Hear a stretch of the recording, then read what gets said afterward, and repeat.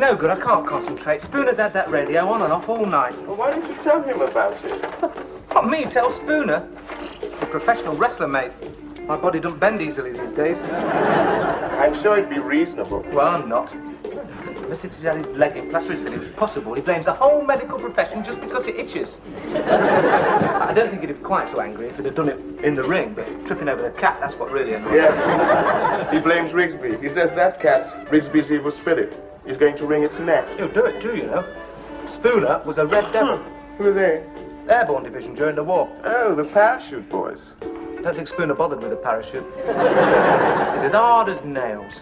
He's the one who used to lay across the barbed wire for everyone else to run over. He used to break doors down with his head.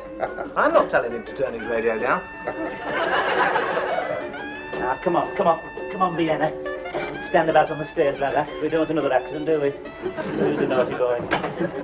Mr. Rigsby, Oh. I really must complain about Mr. Spooner's radio. It was on all last night. Yes, I'll tell him about it, Miss Jones. Yes, it's his leg, you see, you can't scratch it. That's how Radio Luxembourg's going to help. I hardly closed my eyes last night. Never have known that, Miss Jones. You look morning fresh as usual. Well, I don't feel it. I feel shattered. I'm not surprised the stuff you get on the wireless these days.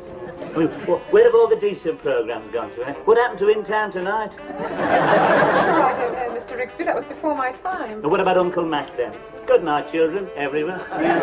Still brings a lump to the throat, eh? Well, if you could have a word with Mr. Spooner. No sooner said than done, Miss Jones. Thank you. And if you find you can't sleep, you knock on my door, all right? I don't sleep much myself, not since Anzio. I'll make a cup of tea, we can have a chat about the old days. Oh, well, Mr. Rigsby, I don't think our old days are quite the same. In fact, I had very few old days. Go on, Vienna. Go on, off you go. Go on. I don't think Uncle Spooner wants to see you at the moment. I don't think he'd have your tripes out. Yes. What do you want? Oh, hello, Spooner. How you feeling? I'll give you 3 guesses, Rigsby. Does it hurt? Hurt? Of course it hurts. What do you think it's doing? Sobbing like mad. All I can do is sit here staring at the goldfish. Oh, yeah. Funny pets, goldfish. They don't trip you up on the stairs, though, do they? Oh, well, never mind. Hey, that throbbing's a good sign, eh? Shows it's getting better. Eh? Back in the ring in no time, eh, Spooner? Do you want me to autograph it? Eh? Your leg. No, they do that in hospital. It provides a bit of amusement. You touch that leg, Rigsby, and I'll provide you with a bit of amusement. Oh, you're not bearing a grievance, Spooner. I mean, you can't blame me and you can't blame Vienna. It's not his fault you didn't see him. I can't put lights on him, can I? I know he feels sorry for you. He likes you, Spooner. That's why he rubbed against your legs. Oh, he rubbed against my legs, all right. I'd have brought him up to see you, and you know his fur gets up your nose. Anyway, as long as you don't bear him any ill will. Do you know what I'm going to do, Rigsby, when I get out of this plaster? No. I'm going to get hold of that flea-ridden monster and wring his scruffy neck. And then you know what I'm going to do? I'm going to beat you to death with a carcass. Hey, now listen, I wouldn't touch Vienna if I were you, mate. Anything happens to him, what about his little friends, eh? Where will they go? That'll be after you. All 30,000 of them, you know the sound of marching feet, then, Spoon.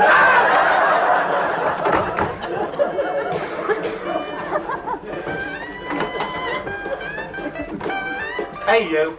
When are you going to tell Spooner about that radio? No. You must make allowances. The man's suffering. So are we. You could at least tell him to turn it down. You know your trouble, don't you? You never stop complaining.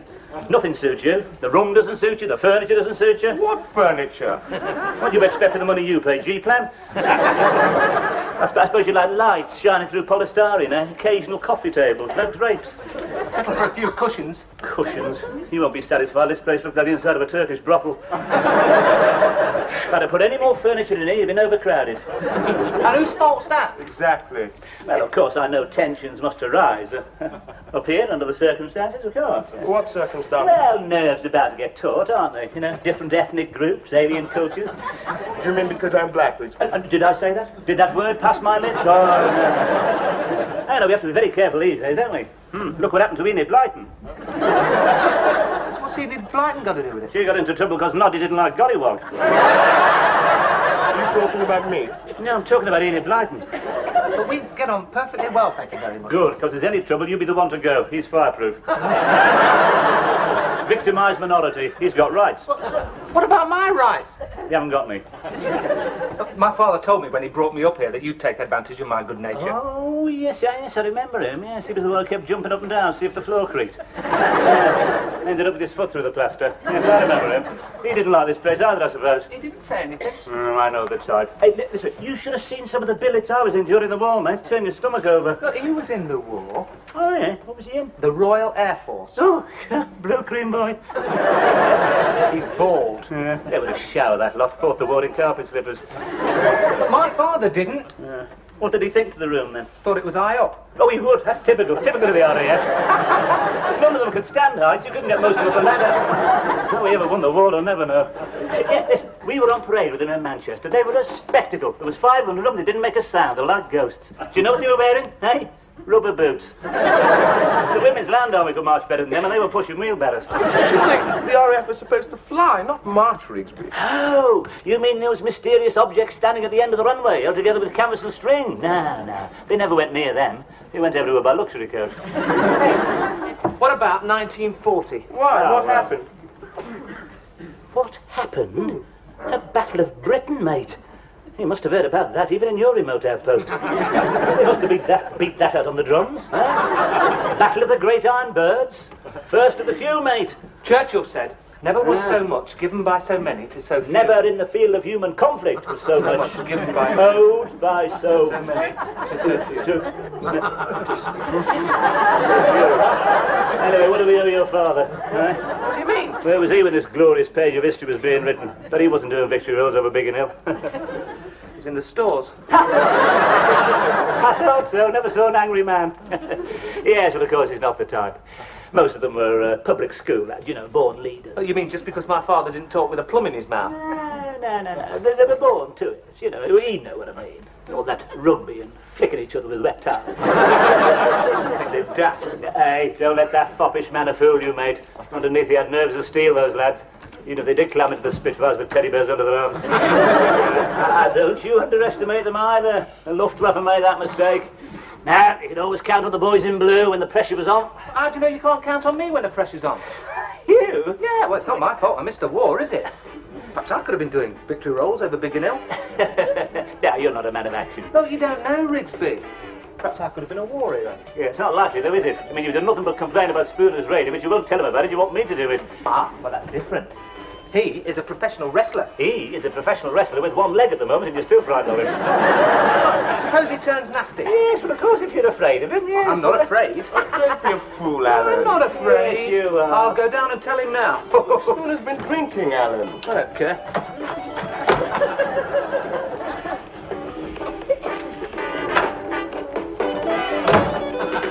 Hello, Spooner.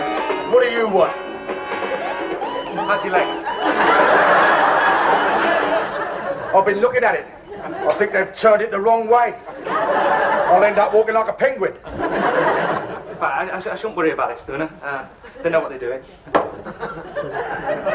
Spooner, about that transistor. What about it? Can I borrow it? No. It's all I've got, that and the gold. Remember, you were a red devil. Well, that was a long time ago. I'll get dizzy stepping off a pavement nowadays. How many jumps have you had? Eh? Oh, 56. Crikey. Yeah, I could come right down for 3,000 feet and land on a sixpence. One mistake and they'd be scraping you off the tarmac like strawberry jam. And in all that time, I never so much as twisted my ankle. I was taught to fall, you see. Came down those stairs like a sack of potatoes, didn't you? Well, I wasn't expecting it, was I? That mangy cat. I think Rigsby taught you to do that, you know. Well, I mean, if you want any help, Spooner, you know, like peeling your spuds, getting your medicine, all that. Yeah, well, thanks very much, Alan. You know, you're the only one round here that's shown any sympathy. Well, I like that. I mean, I can't ignore human suffering. See these hands? Trained to heal. I have this marvellous soothing quality. It's amazing how quiet people become when I get near the bed. How did that?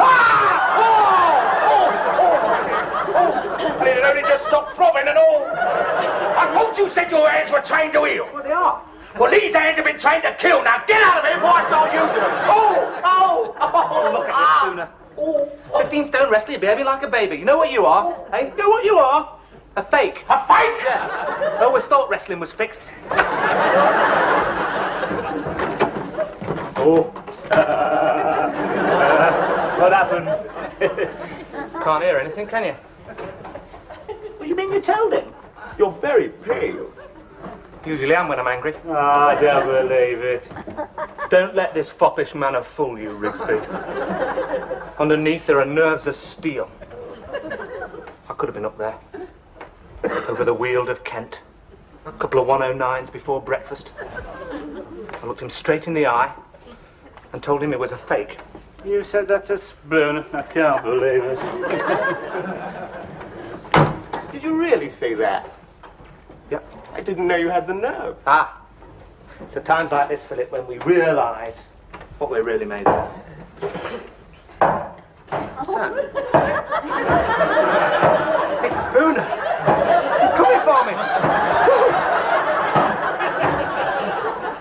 It stopped. Oh, don't let him get me, Philip. Don't let him get me.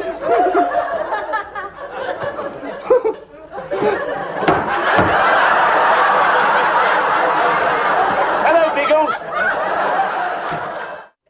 Yeah, you turned out to be a right nappy candle, didn't you? Sure, Rigsby. Well, you're not surprised. I saw them go like that in the war. You know, all talk till the first sign of danger, then they fell apart. You'd have been one of the first to crack. What about you, Rigsby? Why don't you tell Spooner? Me? I'm not complaining. My little bit of music doesn't worry me. You won't go because Spooner threatened to wring your neck. I'm surprised that someone who faced the might of the German army should be afraid of Spooner. That is, if you did face the might of the German army. Oh, yes. And what are you getting at? Only that I always thought English heroes were supposed to be modest. Yeah, I'd heard that people who really saw action never talk about it. Oh, well, you know why, don't you? Because nobody listens anymore. They're not interested. They just want to forget the whole thing, that's all. Yeah. Oh, just a couple of poppies on Armistice Day, that's about it. Yeah, the parades get shorter every year. They can't even be bothered to keep quiet for the 2-minute silence now. They'd rather hold a pop festival any day. Do you know, I often wonder what we save this country for, you know. Hey, what happened to all the old traditions, eh? What happened to good old British grit? I think you're sweeping most of it under the carpet. Listen, mate, I was one of the first. I was there. I didn't take any notice of old Chamberlain, you know. In my hand, I have a piece of paper. We all knew what he could do with that. And I saw action, too. Don't you make it... Now, look, if you don't believe me, mate, what about this? What do you think? What do you think this is? Looks like your nipple. No. Sorry, it's the wrong side. Here. Do you think that is? That's your other nipple. No. Here. Shrapnel, mate. If that moves another inch, I'll be the last casualty of World War II. Oh, shit. Now, here's somebody who knows what it was like to go without during the war. No orange juice for you, was there, Miss Jones? Well, I was very small. Yeah. I was only a baby. Yeah, well, you must remember it, though. You know, ration books, gas masks, yes, potato Pete, Dr. Carrot, Victor Pie. No, I don't remember. I mean, I was still in my prime. Yes, but it was the People's War, though, wasn't it, Miss Jones? I mean, everyone suffered. Well, it was some years before I saw a banana. Yes, there you are, you see. And Mother always insisted that we were machine gunned coming from the vicarage. She was pushing me in my pram, and this Messerschmitt dived very low. She saw the pilot quite clearly. In fact, she swore it was somebody she'd met in Germany before the war. What she must have said to him to make him go to those lengths, I can't imagine. There you are. What do you think of that, eh? Miss Jones even defied the Luftwaffe from her pram. That's what it was like in those days, mate. Blood, sweat, tears, sacrifice. You lot don't know you're born. Well, it's not my fault I was born too late, is it? I mean, I could have made sacrifices. You make so... You fly into a tantrum if you have to go without your puffed rice. Sacrifice? You couldn't have made so. Your hair's too long. You eat too many sticky sweets. No, you know your trouble? You never did your national service. So what? So what? You could have seen the world, lad. Could have had your own Bren gun carrier at 18, a good bunch of mates. You wouldn't have been frightened of Spooner. Oh, that's what I really came up about. We really must do something about Mr. Spooner. Oh, yes. It was no good asking him, Miss Jones. He came back terrified. I wouldn't say that. He's right, Philip. Of course I'm right. Who has to get the spiders out the bath for him? I do. It's true. Okay, I'm a physical coward. I don't mind admitting it. It's the same when I was at home. All the dogs in the street used to bark at me. Even ours. There are different kinds of courage, Alan. I mean, we wouldn't like to go into a ward full of smallpox. Neither would I. It was all a long time ago. You don't want to listen to Rigsby's stories. I mean, how do we know what really happened? I beg you. Are you calling me a liar? All I'm saying is that the memory can sometimes play tricks. We see whose memory can play tricks, mate. Just you wait here a minute. Just you wait a minute. Now we're in for it. What do you mean? He'll be bringing up his burnished shell cases. And his letter from Monty. He'll be fighting World War II all over the house again, shouting at us in German and kicking the door down and telling us all those ridiculous stories. How he knocked out a German machine gun nest with an empty beer bottle. He never shuts up about it. Now then, I'll show you a thing or two. What's that? Yes, evidence, mate. Mementos of 5 years of conflict. Well, I can't stay, Mr. Rigsby. I really only came up to complain about Mr. Spooner. Yes, of course, Major. Yes, I'm getting round to it. You know how hasty he can be. Spooner was a red devil. But were they on our side? We were never quite certain. Well, I'll certainly tell him, Miss Jones. After all, I know it is my job. Would you, Mr. Rigsby? I'd be very grateful. You going? Excuse me. Philip, can we come outside for a moment? My front tire needs pumping up. It's gone flat again.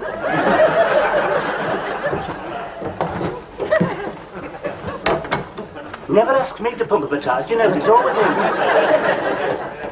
I don't know. Well, at least I thought she'd be interested in these. Nobody's interested anymore. God, they soon forget what you've done for them, don't they, eh?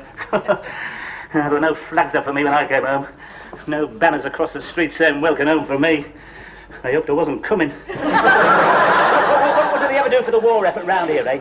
I mean, apart from that bloke opposite, nothing. Well, what did he do? Oh, he was the first to take his railings down for scrap irons. First to put them back up again when it was over, too. Kept them together. What's this? Oh, then. SS dagger. Sharp, isn't it? How many throats did that slit on the night of the long knives, I wonder? You see, you're not used to cold steel. Always electric shaving. Oh, God, he started to sing now. I suppose I better go and tell him. I did promise her. You could do yourself a bit of good as well. She did say she'd be grateful. Yeah. What if he turns nasty, though? Show him what you're made of. I won't need to be all over the floor. You're not frightened of him, are you, Rigsby? No, Well, just because he was a red devil? Well, it was a long time ago, you know. You've got nothing to worry about. Well, you do want to win her respect, don't you? Yes, of course. Well, go on then.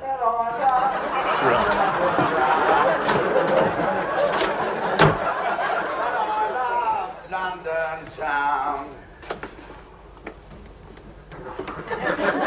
Get off me barren, and I love London town. Spooner, you know you can hear your voice all along the hall. What about it? You know, fantastic the way it carries, you know. I thought you'd come in to complain about it. Complain? No, of course not, Spooner. What gave you that idea? Last fella that complained about it, I snapped him like a twig. Like a twig, eh, Spooner? He said I sang flat. You don't think I sing flat, do you, Rigsby? No, spot on, Spooner. You've got a lovely voice. I'm glad about that, because I'm in a nasty mood. When I'm in a nasty mood, I'm inclined to do nasty things. Like tying people up in knots. You could see parts of your body you never knew existed. No, please, Spooner. No, I saw action, you know. Seen as much action as you have, mate. Where were you when the bullets were flying? Floating around the heavens like a bloody mushroom. And don't let me have to tell you again. That's the last time, all right? Now, you keep that radio down, because you don't frighten me, Spooner. I don't know the meaning of the word, all right?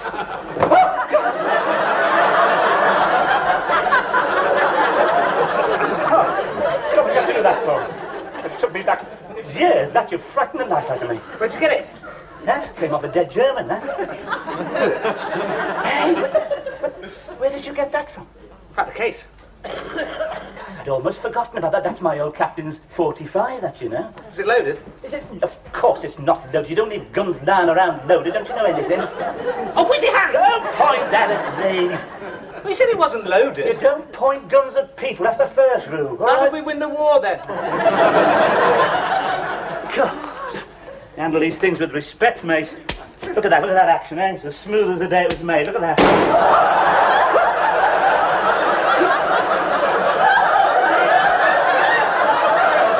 thought you said it wasn't loaded.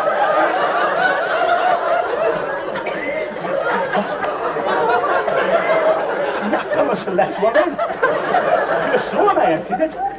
Point is, where's it gone?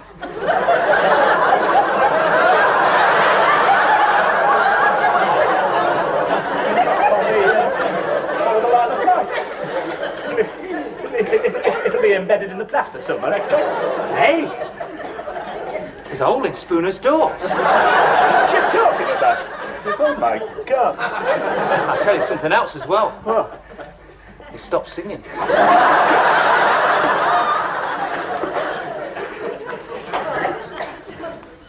Spooner? Spooner?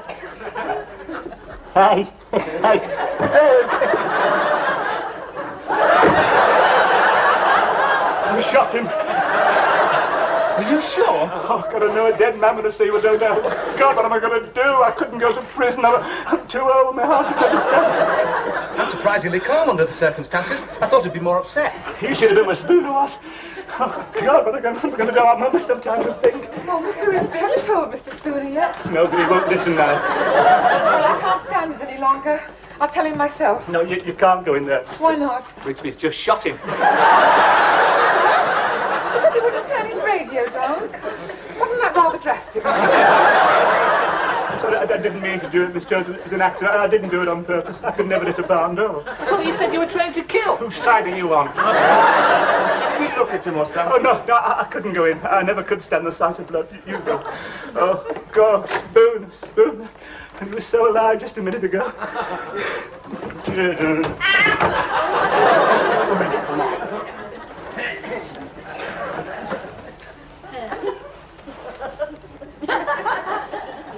Hey, wait a minute. It's a faint pulse. It's very fast. Alan, you're holding his wristwatch.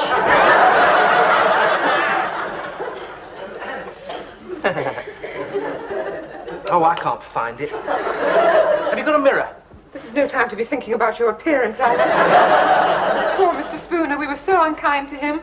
Can't you do anything? It's too late now. Death has cheated me again. Poor old Spooner.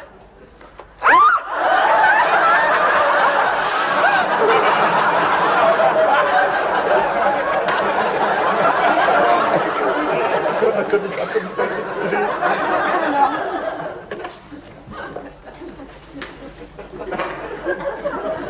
Oh, my God. Oh, Spoon. He doesn't look too bad under the circumstances. Spoon, I'm sorry. I didn't mean it was an accident. I didn't do it on purpose. I promise I'll never do it again. Spoon, what can I say? Oh, God. Just say one last word. Can you ever forgive me, Spooner? No, I can't, Rigsby! I've been trying to get to sleep for 2 days, and when I finally manage it, you're whispering in my ear or shooting bullets through the door! You rotten sod! You're going to give me a heart attack. I've aged 10 years. Come on, Rigsby. I thought I'd never smile again. That's the biggest laugh I've had since I tripped over the cat. What's the matter, Rigsby? Where's your sense of humour? Can't you see the funny side of it? No, I cannot. Where'd the bullets end up then, eh? Hey, that's a point. Oh, your poor little goldfish. What? On the carpet, Mr. Spooner. Well, don't just stand there, put them in water! If they don't come round, Spoon, I can have them for the cat. Let me get a sense of humour! You wait, Rigsby, I'll get you!